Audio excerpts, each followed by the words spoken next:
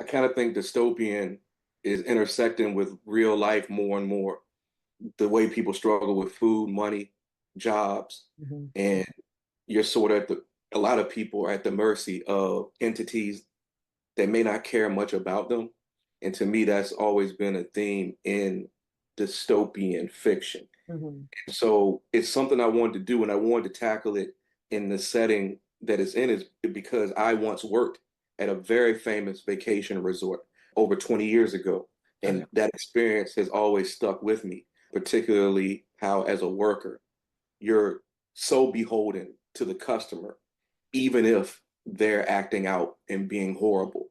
Mhm. It felt like a good intersection to plant the story in. Mm. Karloff is Boris Karloff. He was the actor who played Frankenstein's monster and the mummy. And so I named the place Karloff Country because I look at it as a microcosm of monstrous parts that aren't dissimilar from things we see in our country. You're clever. That's clever. I did not make that connection. I wrote it maybe 3 years ago. It Okay. came out 2 years ago. So it wasn't like I necessarily had a even an inkling we'd be where we are right now. Mhm. But I think that also speaks to the fact of how cyclical this stuff is and how we've had so many examples in history of people who don't have privilege because they're the greater numbers rising up against those who work to oppress them.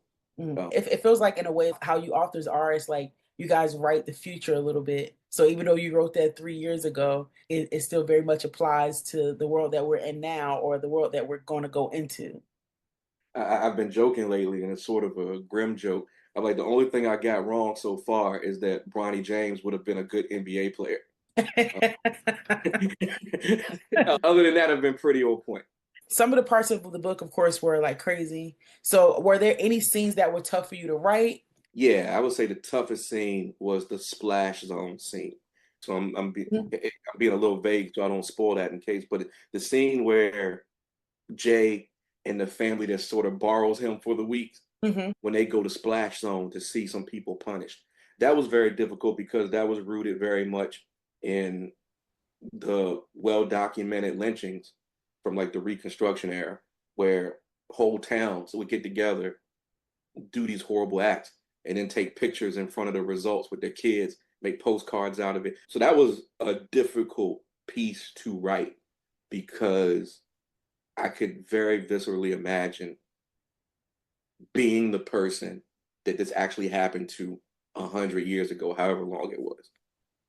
So at a very early age, I started reading outside of children's books, reading Stephen King stuff. And so I wanted to be him. So most of my young life as I was writing, he was the role model until I discovered other people like Tanana Reed Dew and Stephen Barnes and Eric Jerome Dickey, Ray, he rest in peace, Brandon Massey, and so on.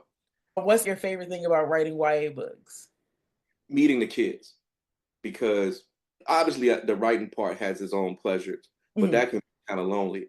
But the cool thing is, and I don't think adult writers get this as much. I have the unique experience on going to schools, to go into detention centers. I'm able to stand in front of them and say, "Hey, I don't even know why you're here, but you're going to have the chance to do what you want in your life, and I just want you to see me, a regular person who's made a way.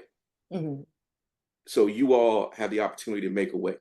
I'm sure that has to feel good for them, even in the moment of whatever they're going through and whatever reason they're there, to see a black man that's been doing this and successful at it to come speak to them about what they can be. I'm 33. We didn't have that. So that has to be good in this day and age that there's so many like amazing black professionals and people that are making a way for themselves. In my book club, we always talk about like movie castings or if these things are made to a show or anything like that.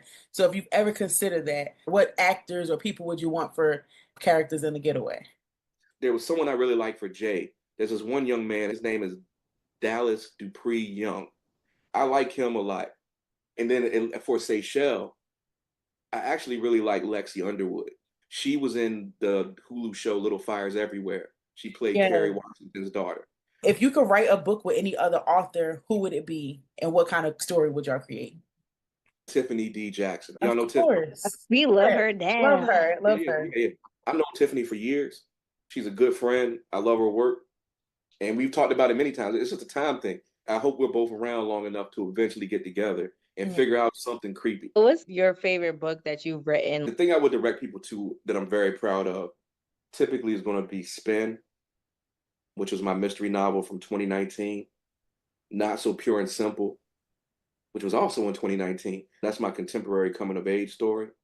That's the one that's vastly different from most of the things I write. And then I'm very proud of The Getaway. So y'all know about that one already. Well, I say if you're looking for something right after The Getaway, if you want to relax more, I would say Not So Pure and Simple and Spin. If you're still in kind of spooky mode, Ruin Road. Ruin Road is about a young man named Cade Webster who's a football prodigy. He's going to the NFL, but his dad's also dying of cancer. Mhm. And he's also dealing with a common problem for big black boys, particularly in Virginia and the South where we live. Everywhere he goes, there's someone who's scared of him. And he deals with a lot of unwarranted systemic racism. So Mhm. one night, circumstances have it that he gets to make a wish. He doesn't know that's what he's doing, but he wishes people would stop being scared of him. The wish comes true, but the problem is everyone he meets from that point forward loses their fear of absolutely everything. Mhm. And that leads to quite a bit of chaos.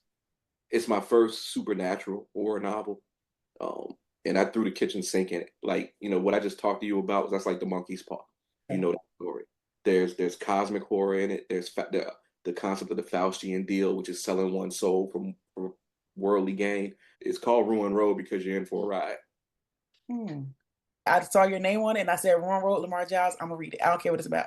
But now I'm definitely gonna read it. So I am on Instagram. It's just my name, Lamar Giles. I'm most active on Instagram, Threads, and Blue Sky. I'm excited for all the things that you're doing, and hopefully the Ron Road does get picked up for a television thing. I'm glad I had a chance to speak to you all. I'm glad you enjoyed the book. And, if there's ever anything else you want to talk about, I'm happy to come back. Yes, we would love to have you back. It was a wonderful time. Thank you so much for having me.